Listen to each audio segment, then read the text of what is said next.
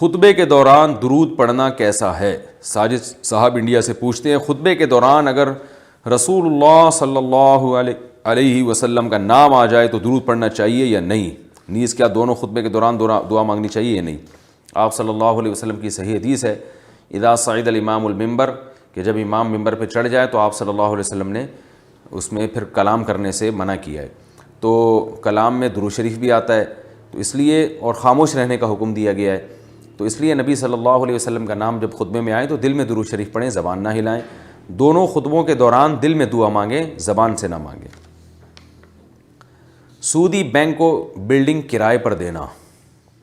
سعد صاحب ڈھاکہ سے پوچھتے ہیں، ہماری ایک بلڈنگ ہے جو ہم نے سودی بینک اور انشورنس کمپنی کو کرائے پر دی ہوئی ہے، صرف ایک کرایہ دار موبائل کمپنی ہے، باقی جتنے کرایہ دار ہیں وہ یا تو سودی بینک ہے یا انشورنس کمپنی ہے، اس سے جو ماہانہ کرایہ آتا ہے وہ ہمارے لیے حلال ہے یا نہیں؟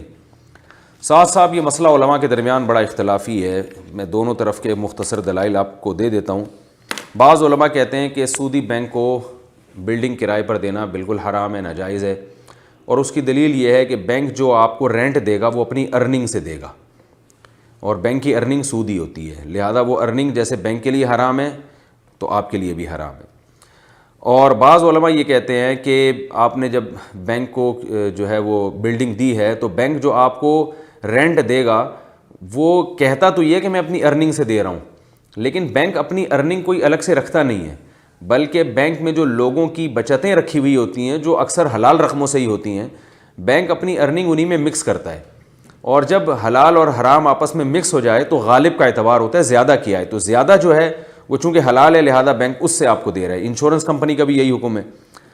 البتہ بعض علماء کو اس پہ اشکال ہو سکتا ہے کہ بھئی حرام اس لیے ہونا چاہیے کہ بینک ایک سودی لین دین کرتا ہے اور آپ نے سودی لین دین کے لیے بینک کو جگہ کرائے پر دی ہوئی ہے، تو بعض علماء اس لیے ناجائز کہتے ہیں، مگر اس کا جواب جو علماء جائز کہتے ہیں وہ یہ دیتے ہیں کہ کوئی بھی عمارت کسی کو کسی بھی کام کے لیے دی جا سکتی ہے، بشرطے کہ وہ اس کی بناوٹ ایسی نہ ہو کہ وہ ناجائز کام کے علاوہ کسی اور چیز میں استعمال ہی نہ ہو سکتی ہو۔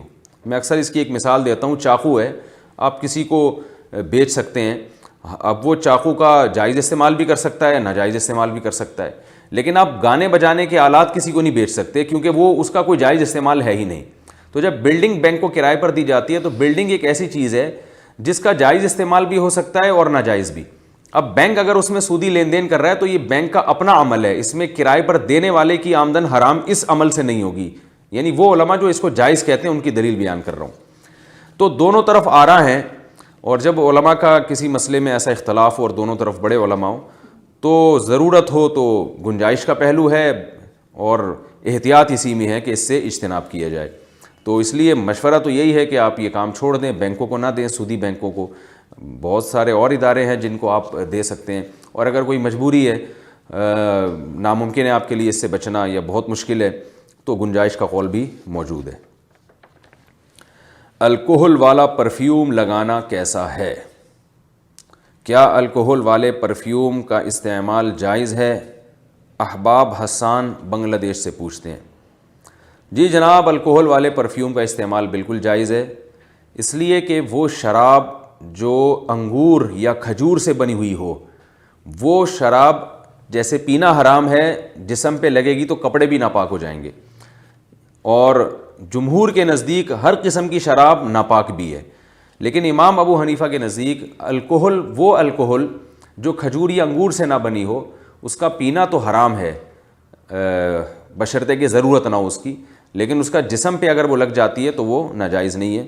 تو اس زمانے میں الکحل اتنا زیادہ اس کا استعمال ہو چکا ہے پرفیوم میں کہ اس میں تقریباً سب علماء ہی امام ابو حنیفہ رحمہ اللہ کے قول ہی پر فتویٰ دیتے ہیں، کیونکہ اگر ان کے قول پہ فتویٰ نہ دیا جائے تو حرج اس میں بہت زیادہ ہے۔ تو دلیل کے لحاظ سے بھی ان کا قول کافی مضبوط ہے، اور ویسے عمل کے لحاظ سے بھی اس کے علاوہ چارہ نہیں ہے، تو اس لیے الکحلک چیزیں جو ہیں پرفیوم، ان کا استعمال ہماری رائے کے مطابق جائز ہے، اس میں کوئی گناہ انشاءاللہ نہیں ہوگا۔ بیٹا پڑھ رہا ہو تو نکاح میں کتنا مہر رکھا جائے؟ عبدالسلام صاحب انڈیا سے پوچھتے ہیں۔ اگر بیٹا طالب علم ہو, پڑھ رہا ہو, والد اپنے خرچے پر اس کی شادی کرنا چاہیں تو اس کا مہر کتنا مقرر کرنا چاہیے, اس بارے میں وضاحت فرما دیں. سب سے پہلے تو بھائی عبدالسلام بھائی, ایسے والد کو میری طرف سے سلام کریں اور میری طرف سے ان کا شکریہ ادا کریں کہ آپ جیسے ابا آج کل مارکیٹ میں ملتے نہیں ہیں, شارٹ ہے مارکیٹ سے, جو بچے کی شادی اپنے خرچے پہ کر رہے ہوں.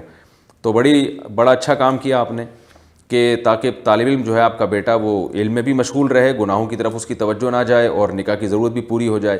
اور اس سے جو اولاد ہوگی, جہاں وہ آپ کے بیٹے کی اولاد ہوگی, آپ کی بھی اولاد ہوگی, تو وہ آپ کی بھی آنکھوں کی انشاءاللہ ٹھنڈک بنے گی. تو یہ اس کلچر کو پروموٹ کرنا چاہیے معاشرے میں. اباؤں کو چاہیے کہ اگر بیٹا سمجھدار ہے اور اپنی ذمہ داری پوری کر رہا ہے پڑھائی میں, تو اپنے خرچے پہ ابا شادی کر دیں, انشاءاللہ اس سے ابا کے مال میں اللہ بہت برکت دے گا. رہا یہ مسئلہ کہ اس کا مہر کتنا ہونا چاہیے, تو یاد رکھیں یہ مہر عورت کا حق ہے اور اس کے اولیاء کا حق ہے. تو لڑکی والے جتنا مہر مانگیں آپ کو دینا پڑے گا. اگر آپ کی استطاعت سے زیادہ ہے تو آپ بول دیں بھائی ہم نہیں دے سکتے, پھر ان کی مرضی, وہ اس مہر پہ راضی ہوں یا رشتے کا انکار کر دیں. تو مہر کی کوئی متعین مقدار شریعت نے فرض نہیں کی ہے, وہ آپس کی رضامندی سے جتنا چاہے طے ہو جائے. ہاں کم سے کم مہر کی مقدار تو طے کی ہے, لیکن زیادہ کی کوئی حد نہیں ہے. تو وہ لڑکی والوں سے پوچھیں اور ان کو بتائیں بھئی ہماری گنجائش اتنی ہے, آپ اس پہ راضی ہیں. اگر وہ کم پہ راضی ہو جاتے ہیں تو بہت اچھی بات, اگر وہ زیادہ کا مطالبہ کرتے ہیں تو آپ جانیں, لڑکی والے جانیں. البتہ لڑکی والوں کو چاہیے اگر اچھا رشتہ آ رہا ہے تو صرف مہر کے چکر میں رشتوں کا انکار نہ کریں. پیسہ آنے جانے والی چیز ہے, رشتے مارکیٹ میں اچھے رشتے جو ہے وہ آپ کو پتہ ہے کہ شارٹ چل رہے ہیں.